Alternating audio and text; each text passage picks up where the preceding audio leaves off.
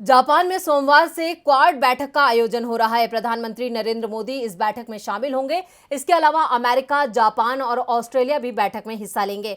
इसलिए कहा जा रहा है कि भारत को एक बार फिर दबाव का सामना करना पड़ सकता है। तो वहीं पीएम की जापान रवानगी से पहले भारत ने क्वाड के सकारात्मक और रचनात्मक एजेंडे की बात की है। क्वाड बैठक में रूस यूक्रेन युद्ध सहित कई मुद्दों पर चर्चा होगी।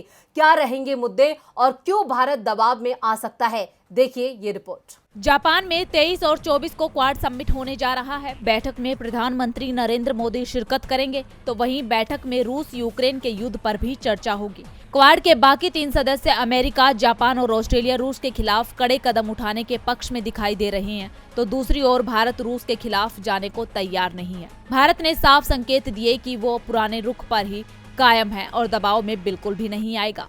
विदेश सचिव विनय मोहन कात्रा ने कहा कि भारत का रुख स्पष्ट है। हम ये आज से नहीं बल्कि जब से ये युद्ध शुरू हुआ है तभी से कह रहे हैं कि युद्ध को तत्काल रुकना चाहिए। समस्या का समाधान वार्ता और कूटनीति से निकाला जाए। उन्होंने कहा कि निश्चित रूप से क्वाड के इस मुद्दे पर भी चर्चा होगी, लेकिन इस पर हमारी नीति स्पष्ट है। दरअसल ये अटकलें लगाई जा रही थी कि बदलती भू राजनीतिक स्थितियों में क्वाड के मंच पर तीनों सदस्य देशों की ओर से भारत को यूक्रेन मुद्दे पर दबाव का सामना करना पड़ सकता है। इसी प्रकार यूक्रेन युद्ध के चलते ही उत्पन्न हुए गेहूं संकट और भारत के गेहूं के निर्यात को प्रतिबंधित करने से भी पश्चिमी देश खुश नहीं है। बैठक में हिंद प्रशांत क्षेत्र की चुनौतियों और अवसरों पर भी चर्चा होगी। चुनौतियों के दायरे में चीन के आक्रामक रुख को लेकर भी बातचीत हो सकती है। इसके अलावा श्रीलंका की स्थिति को लेकर भी क्वाड में चर्चा होना तय माना जा रहा है। डीबी लाइव की रिपोर्ट।